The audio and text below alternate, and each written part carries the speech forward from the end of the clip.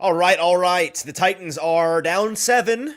Not bad. First half of the Tennessee Titans. They are trailing 17-10 to the 49ers in San Francisco. A half of football that had some ups and downs for Tennessee, some ups and downs for Cam Ward. We'll talk about a defensive effort that has been a little lackluster.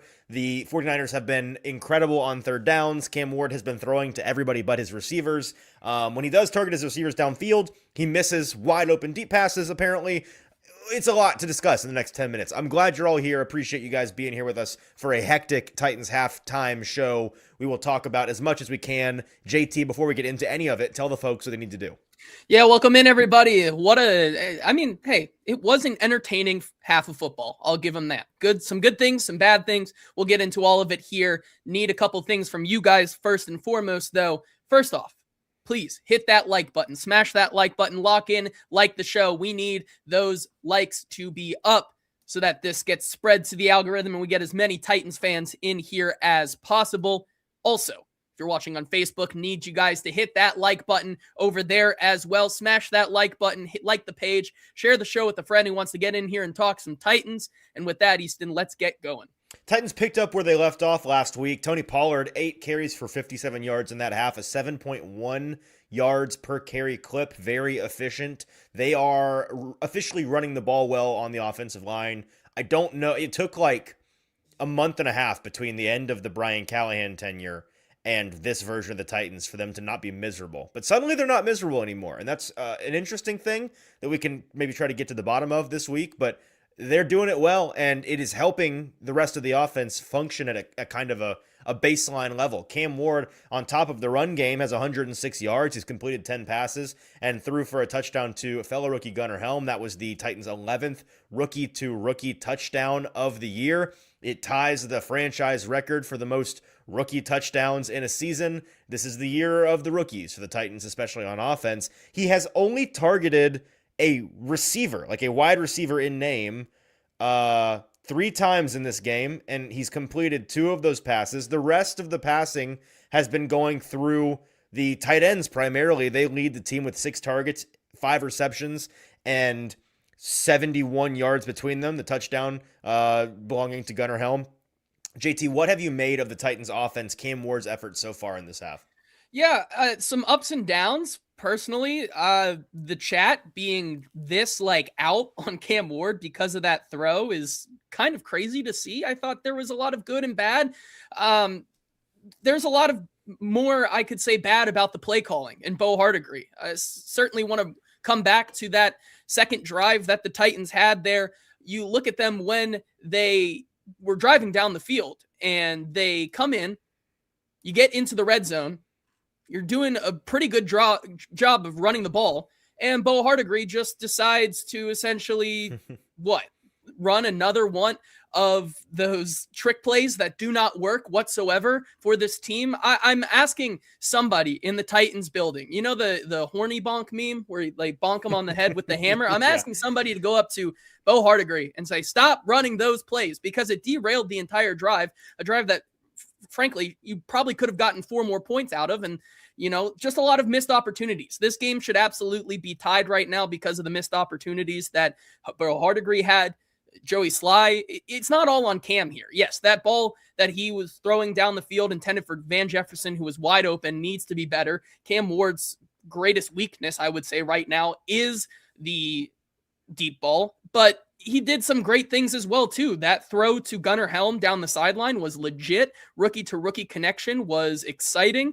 I'm really excited to get into this topic, I guess, because I'm surprised at how many people are really this down on Cam Ward after that one ball. And it's not on Jefferson either. That ball was way out of bounds. It just needs to be better. And that's the one thing that he needs to continue to work on. But as of right now, just some missed opportunities. And for the people that are in the driver's seat of wanting them to be competitive but lose, this is about what you asked for. Cam Ward looks fine, and that's all they have right now. Shout out to our sponsors, X-Golf Nashville, Murfreesboro, Hermitage, and Franklin, BTA Sports, Botero Carts, Lipscomb Sports Analytics Program, and the Barrel Social Club. You definitely have to hit that pass that Cam Ward missed badly to Van Jefferson up the left side of the field there. But Cam Ward, this is not an excuse. This is just reality. Cam Ward is not a good deep ball thrower. We talked a little bit about this last week. It's just the truth. He has not ever been a particularly great deep ball thrower. There are other quarterbacks in the league who are very good at being NFL quarterbacks who are also not good deep ball throwers. He needs to get better at it. I don't think it's ever going to be a strong suit of his. That doesn't mean he can't improve. He throws too flat a deep ball. He doesn't put enough touch on the ball. He's not super accurate downfield. It wasn't the case in college either. That doesn't prohibit you from being a quarterback that succeeds in the NFL. If you can move the ball up and down the field, nobody really cares. In actually the NFL like coaching ranks, nobody actually cares whether or not you throw an incredible 50-yard bomb. Those are low percentage shots, no matter how great you are a deep ball thrower. No matter how incredibly catchable your deep ball is. Like Jalen Hurts throws a great deep ball. Michael Penix throws a great deep ball, very catchable deep balls from those guys, but they're not completing them at some incredibly high clip, right? It's an element of their game. It's not their entire game. Nobody's entire game is predicated on the deep ball. Patrick Mahomes has never been a very good deep ball thrower. That hasn't prohibited him from being, the greatest quarterbacking talent we've ever seen. All of that is to say, that one play I don't think defines his half, and I do think that he made some good plays. I did think that he did a pretty good job of navigating the pocket, standing in there and making the throw downfield when it's there to be made. The Gunnar Helm pass was quite nice. I liked the way that he got the ball out to his outlet when there was room for them to run and not a whole lot developing downfield. Clearly, the 49ers' strength as a defense on the back end, I say strength, relative strength right now of their secondary as compared to their front is showing in the way that they're playing the Titans and forcing them to lean into the underneath passing game and trying to take away some of those explosives downfield from the Titans. That's a working element of this. We can go to the defense now, and there's been some good things. Gunnar Helm, I don't know what to, or sorry, not Gunnar Helm. Jalen Harrell, blanked on his name for a minute.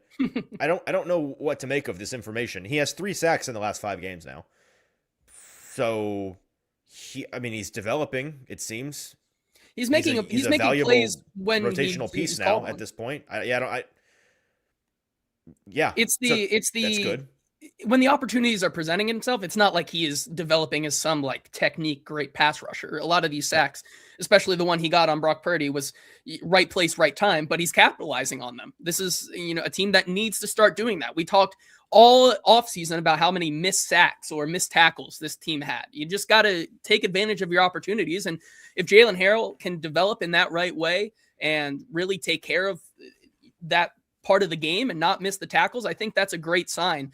The defense, though, to your point there, has not been great. Now, I think there is some excuse to that. You talk about how this Titans defense is getting just hamstrung by depth issues with the injuries they had. Mike Brown goes out questionable. Kevin Winston Jr. goes out questionable. Xavier Woods goes down questionable. So essentially, now you're running out there with Kendall Brooks and Amani Hooker in the back. And so I do think that there are, it's hard right now that they are being challenged with some of the depth, but they are doing a good job of taking away Christian McCaffrey. I think they've done a great job of limiting George Kittle so far. There is a question out there of how healthy is Christian McCaffrey, because on that drive there, they did not use him a lot. So that may also go into it. But yeah, there's little to no pressure being put on Brock Purdy, which is allowing them to, like you said, convert on third down at almost 100% clip.